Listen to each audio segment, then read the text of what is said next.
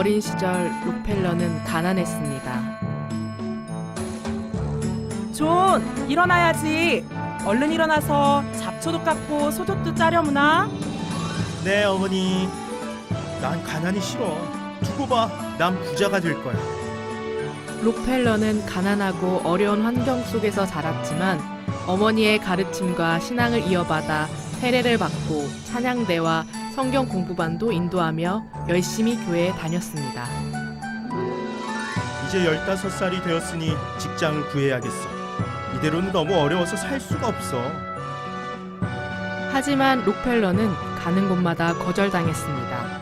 한 달 내내 직장을 알아보았지만 한 군데도 찾을 수가 없었습니다. 우여곡절 속에 종합 도매상을 하는 회사에 들어갔습니다. 일은 아주 힘들었고 월급도 한 달에 25달러로 아주 적었습니다.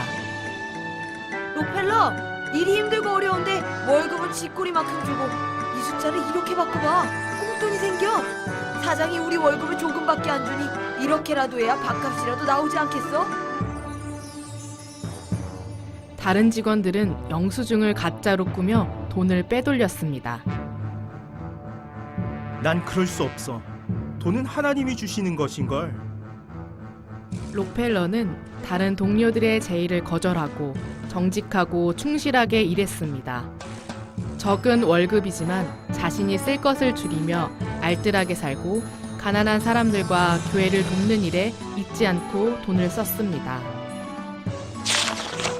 그는 24살에 동생들과 다른 동업자들과 함께 정유회사를 차렸습니다.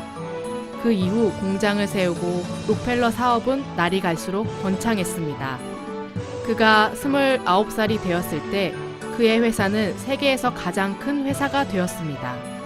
2년 뒤에는 세계 석유 생산량의 10%를 록펠러의 회사에서 만들어냈습니다.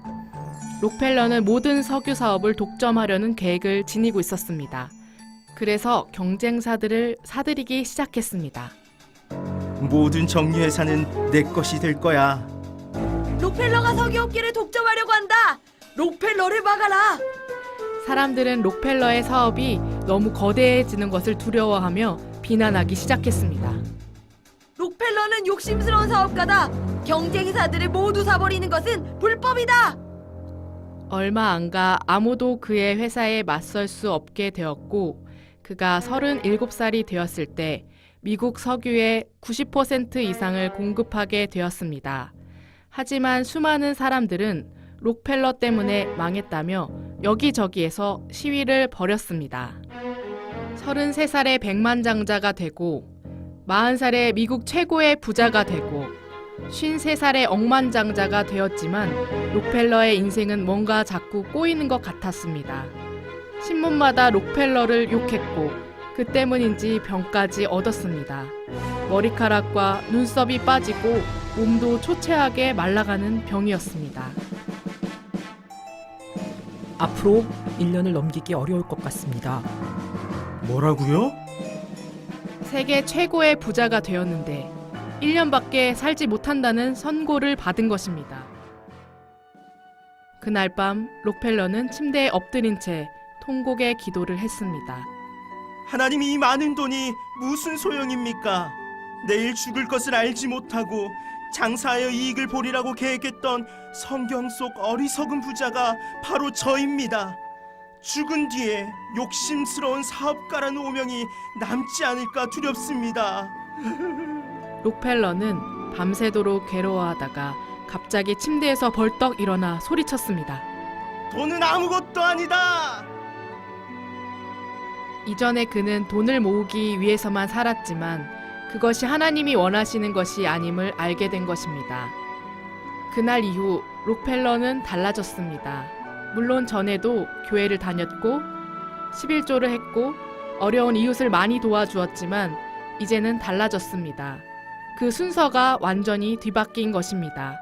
아예 봉사와 구제를 주업으로 삼고 회사 일을 부업으로 삼았습니다. 전에는 10분의 1을 헌금하고 또 그만큼 구제했지만 이제는 아예 10분의 9를 헌금과 자선에 쓰기 시작했습니다. 뉴욕 맨해튼에 교회를 세우는데 그 이후 록펠러는 죽을 때까지 4,928개의 교회를 세웁니다. 시카고 대학을 세우고 그 후 24개나 되는 대학을 세웠습니다. 그러자 사람들은 록펠러의 독점에 대해서는 비난하면서도 그가 다른 사람을 돕는데 앞장선다는 사실은 인정하기 시작했습니다. 여러 교육재단을 세우고 록펠러 재단을 만들어서 수천 개의 고등학교와 농업학교, 의대를 지원했고 전 세계에 굶어 죽는 어린이들을 돕는 일을 했습니다. 록펠러가 자신의 재산을 아끼지 않고 사회를 위해 사용하자 록펠러의 진심을 알아주는 사람들이 늘어났습니다. 신문도 록펠러를 세계 최고의 자선가라고 부르며 칭찬했습니다. 록펠러는 매일 아침 성경을 읽으며 하루를 시작했고 잠자리에는 설교집을 들고 들어가 읽다가 잠들었습니다. 어느 교회 헌당식에서 한 기자가 록펠러에게 질문했습니다. 회장님은 오랫동안 세계 최고의 부자로 살고 계시던데 그렇게 성공하신 비결이 무엇입니까? 그러자 록펠러는 자랑스럽게 이야기했습니다. 나는 어머니로부터 3가지 유산을 받았습니다. 첫 번째 유산은 11조를 드리라는 것입니다. 11조는 돈이 원래 모두 하나님의 것임을 고백하는 것입니다. 돈은 하나님께서 하나님의 뜻대로 잘 사용해 줄 사람에게 맡기시는 것이지요. 두 번째 유산은 예배 때마다 맨 앞자리에 앉아 예배를 드리라는 것입니다. 어머니는 언제나 40분 전에 교회에 가서 맨 앞자리에 앉아 예배를 드렸습니다. 마지막 3번째 유산은 교회의 가르침에 순종하고 목사님의 마음을 아프게 하지 말라는 것입니다. 저는 어머니의 가르침에 따르려고 노력했는데 하나님께서 물질의 복을 부어주셨습니다. 록펠러는 55세를 못 넘긴다고 말했던 자신의 주치의 비거 박사보다 훨씬 더 오래 살아 98년 동안 장수하다가 하나님 나라로 갔습니다.